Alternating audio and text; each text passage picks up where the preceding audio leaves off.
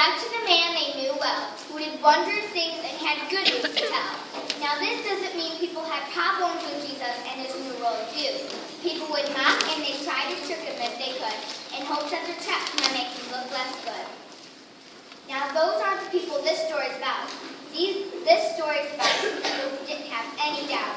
These people had faith in what Jesus could do, and for the faithful he always comes through.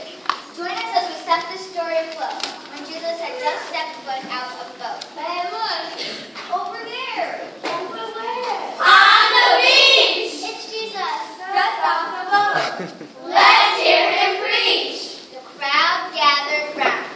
Lord, they sure packed in tightly, but Jesus addressed the great throng most politely. In my Father's house there are many nice rooms.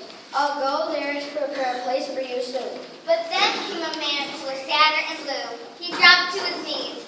What's the matter with you? Dear Jesus, I need your help. My name is Jairus. My daughter is sick. It must be some kind of virus. And I know when you're away, if you put your hands on her, she'll be okay. And I have faith in you, Jesus. I know that you can get healing to her so that she can still live. Bring me to the girl. I'll give her assistance. Follow me this way. My home is some distance. So Jesus and Jairus traveled along, but they weren't alone, because along came the throng. Let's go and see this, what Jesus will do. I've never known anyone like him, have you? He eases men's sorrows when things look bleakest. He speaks to the heart. He's so wise. The uniquest! He tells people they should love their enemies. He makes friends see and cures them from disease. Who is this man that can make us all raise us? They say he's God's son. Come down to save us. God's son, I believe it. He's more than a man. Let's move it closer, as close as we can. So they traveled like this for a while or more, without any notion of what was in store. When they were allowed, they didn't notice that a woman had just joined the tightly squashed crowd. She was another sad person of tears, with an illness that plagued her for 12 long years. On bewildered doctors, she emptied her purse, but they didn't help her. In fact, she got worse.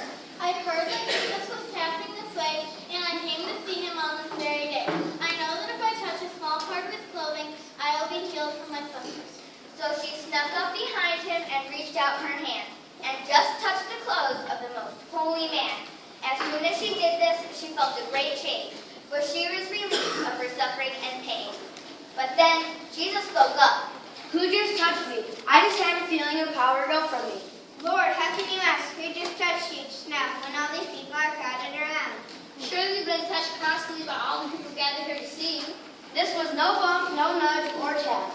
No graze or collision or something like that. This was no accident. It wasn't worthless. This touch had faith, and it was on purpose. Jesus kept looking at all who were near. The woman now healed began trembling with fear.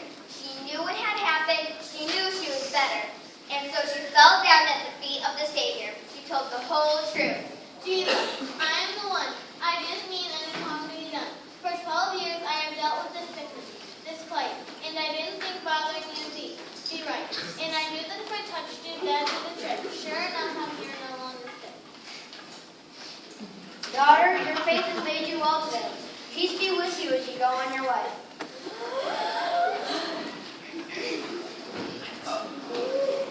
While he was still speaking, there came a report with new news for Jairus, but not the good sort. Jairus, we're sorry to come to you hoping. Your daughter is dying. No reason for hoping. Best believe Jesus alone now and come. He cannot help her now. Death cannot be undone. Mortified, Jairus had started to grieve, but Jesus said, Don't be afraid. Just believe. Jesus continued toward Jairus' home, but didn't let the whole crowded group come. He handpicked a few of his closest disciples because they were insightful. The tightly packed crowd of squashed group had all gone, but Jairus, Jesus, and friends still pressed on. When they got close, there was just no mistaking which house was the house of their destination. There was weeping and wailing, and all of them cried. That's just what they did when they heard someone die.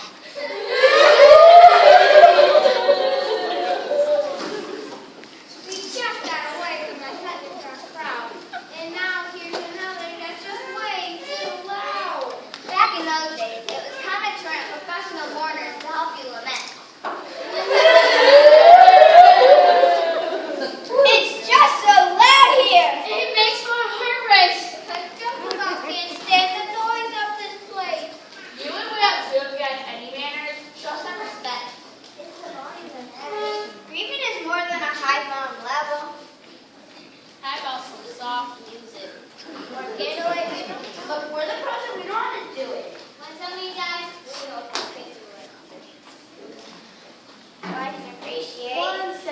George, we're sorry your dad is not here.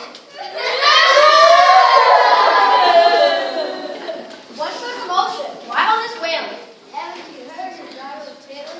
Now she's dead. That's why we eat. She isn't dead. She's fallen asleep. Falling asleep? And how did you know? Her heart stopped beating an hour ago. The doctors were here, and now they're all gone. They all said she died, every last one. Falling asleep? Come on, give me a break. We heard some little plans. But yours takes the cake. They chuckled, they cheered, they laughed, and they mocked. The next thing they'll say, she'll get up and walk.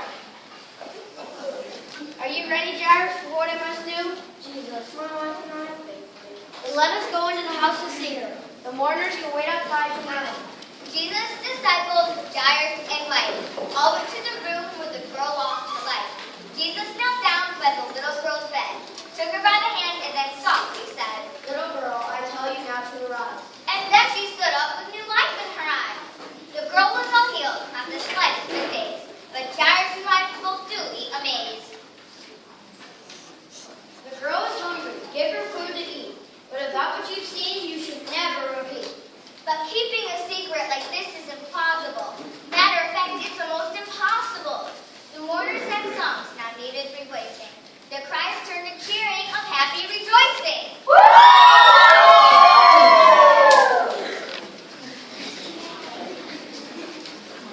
News of this spread throughout all the land, that a dead girl was raised by Jesus' hand, and a woman who really reached out to the Savior was healed from the sickness that constantly plagued her.